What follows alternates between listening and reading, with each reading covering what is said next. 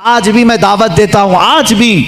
आज तो social media का जमाना है, मेरी ये दावत कबूल करें उलमाए देवबंद या जो भी, मैं आपसे इत्तिहाद कर लूंगा, सीने से सीना लगा लूं, लेकिन सिर्फ ये बातों से तुम इनकार कर दो और कहो कि वही इश्क़ रिसालत हमारे अंदर है जो सैयदना अबू बकर सिद्दीक में था, सैयदना उमर फारूक में था, उस्मान इब्न अफ़्फ़ान में था, हैदर कर्रार में था। मैं आज इंसाफ के साथ अर्ज करना चाहूंगा, आज जो देवबंद है या जो देवबंदी हैं, अगर उनको मेरी बात बुरी लगती है तो ठंडे दिल से मेरे अजीज अपने दिल पर हाथ रख करके सोचो। आओ मैं तुम्हें दावत देता हूं, आओ हम उन तमाम चीज़ों पर जमा हो जाते हैं जो सहाबा और ताबईन से थी। कोई नई बात तुम अपनी किताब में नहीं लाओगे, कोई नई बात मैं अपनी किताब में नहीं रखता।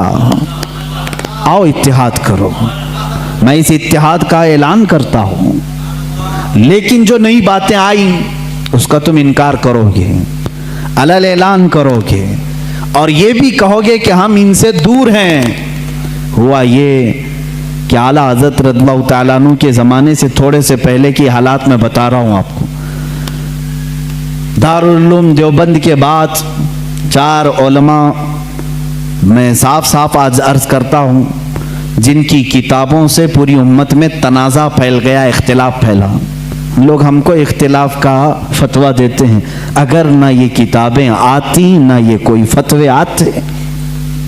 किताबें लिखी गई, किताबों में अच्छी बातें थी, हुजूर सल्लल्लाहु अलैहि वसल्लम की सीरत पर भी कुछ किताबें लिखी गई, अल्लाह की शान में लिखी गई, बहुत सारी बातें अच्छी थी, लेकिन बीच में चलकर कुछ इबारतें ऐसी कि लड़खड़ा गई, और वो इतनी लड़खड़ा गई कि आम मुसलमान भी उसे बोलना पसंद नहीं करेगा। बराहीन कातिया किताब का नाम बोल रहा हूँ, तक़वियतुल ईमान किताब का नाम है, तहज़ीरुन नास किताब का नाम है, हिफ्ज़ुल ईमान किताब का नाम है। ये वो किताबें जो आज छुपी नहीं है, मार्केट में छपी हैं, अभी भी मौजूद है, अभी भी मौजूद हैं। इन्हीं किताबों की इबारात की वजह से ही तो ये तनाज़ा फैला पूरे उम्मत में, इख्तिलाफात। अहले सुन्नत व जमात मुत्तहिदा मुत्तफ़क़ा एक ही जमात थी बर्रे सगीर में। इन किताबों के आने के बाद हुआ क्या, एक किताब में लिखा गया अल्लाह झूठ बोल सकता है, नई बात थी। इस बात पर आज तक उम्मत ने कभी किसी भी शेख, किसी भी बुजुर्ग सलफ़ सालिहीन से मुझे इबारत ला करके दिखाओ, इससे पहले कोई बात हुई थी। फिर एक किताब में अकीदा तौहीद को बयान करते हुए मौलवी इस्माइल देहलवी साहब ने यह तक लिख दिया, हुजूर सल्लल्लाहु तआला अलैहि वसल्लम का ख्याल नमाज में आना गधे और बैल के ख्याल से बदतर है। ये नई बात थी कि नहीं थी? और जा करके क्रॉस वेरिफिकेशन कर लेना, अगर मैं झूठ बोलूं तो मेरा जुब्बा पकड़ लेना और जो सजा दे सकते हो दो। मैं ये लफ्ज़ी नहीं कर रहा हूं और ना फकाई कर रहा हूं, ये जुमले आज किताब में मौजूद हैं। तक़वियतुल ईमान में हिफ्ज़ुल ईमान किताब आई, उसमें मौलवी अशरफ अली साहब ने हुजूर सल्लल्लाहु तआला अलैहि वसल्लम के इल्म गैब पर बहस करते करते ये कह दिया, हुजूर के इल्म गैब की क्या तखसीस, क्या तकसीम यानी उनकी क्या खुसूसियत है। उतना इल्म गैब तो ज़ैद को, पागलों को, बच्चों को, बल्कि जानवरों को भी हासिल है। शैतान का इल्म गैब तो कुरान से साबित है, उन्होंने कहा शैतान का इल्म गैब कुरान से साबित है। हुजूर सल्लल्लाहु अलैहि वसल्लम के इल्म गैब की क्या खुसूसियत है, यानी बराबर हो गए। शैतान को जितना इल्म है उतना ही मोहम्मद सल्लल्लाहु अलैहि वसल्लम को है। मेरे अजीज़ों, क्या ये बातें दिल पर नहीं लगती मुसलमानों के? ये इबारतें आई, किताबों में लिखी गई, और बड़ा फितना यहाँ से भी हुआ मौलवी कासिम नानोतवी साहब की किताब से कि उन्होंने ये भी लिखा कि बिलफर्ज बाद ज़माने नबी के अगर कोई दूसरा नबी पैदा हो गया तो हुजूर के खातमुन नबीन होने में कोई फ़र्क नहीं आएगा।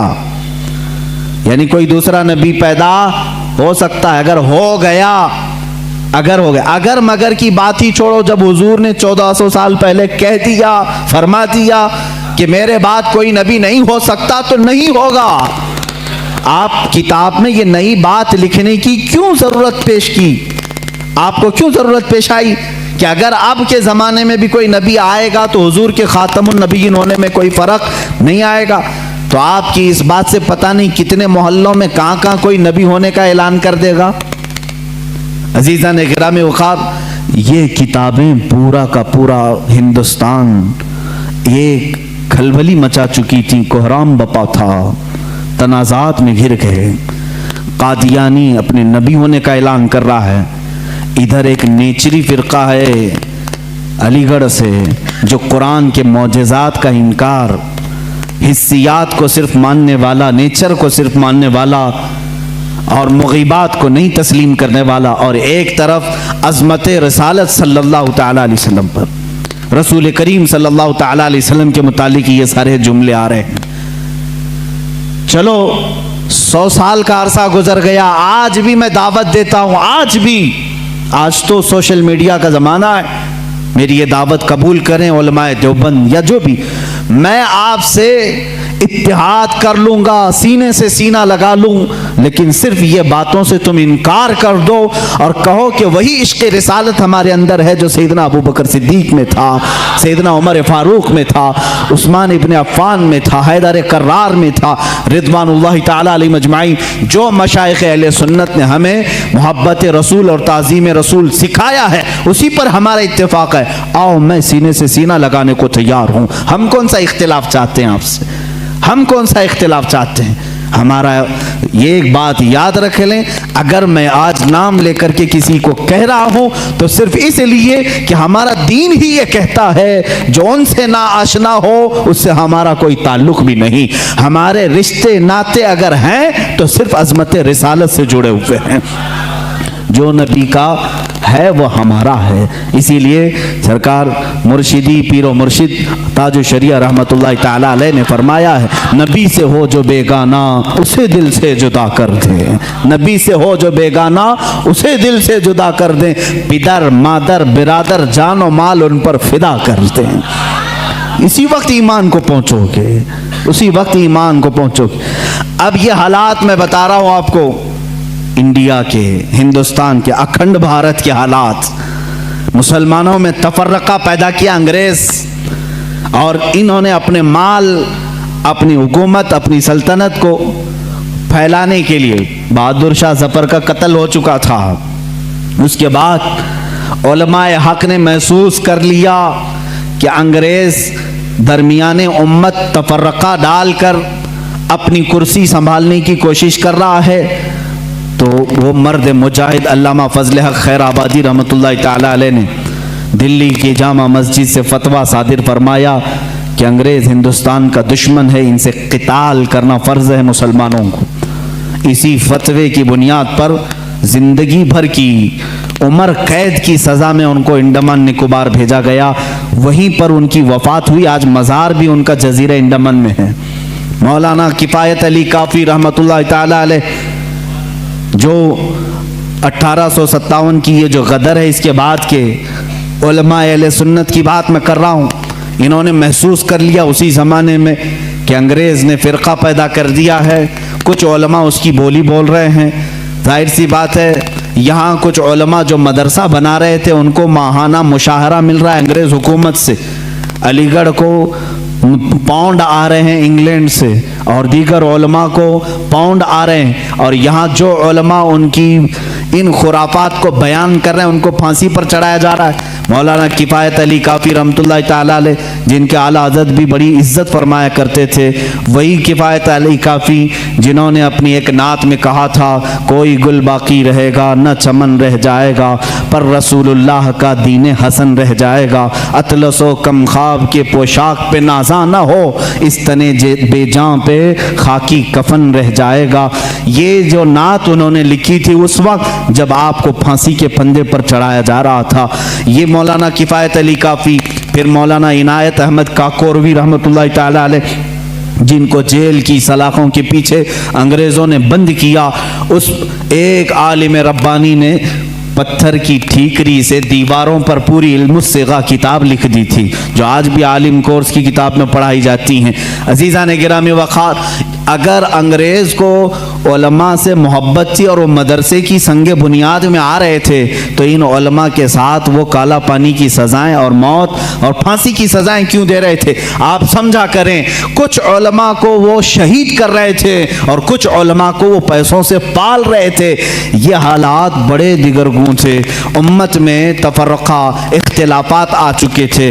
अब ये वो ज़माना था, नेचरियत अपने पांव फैला रही है, कादियानियत अपने पांव फैला रही है, दहरियत अपने पांव फैला रही है और एक तरफ गैर मुक़ल्लिदियत भी अपने पांव फैला रही है।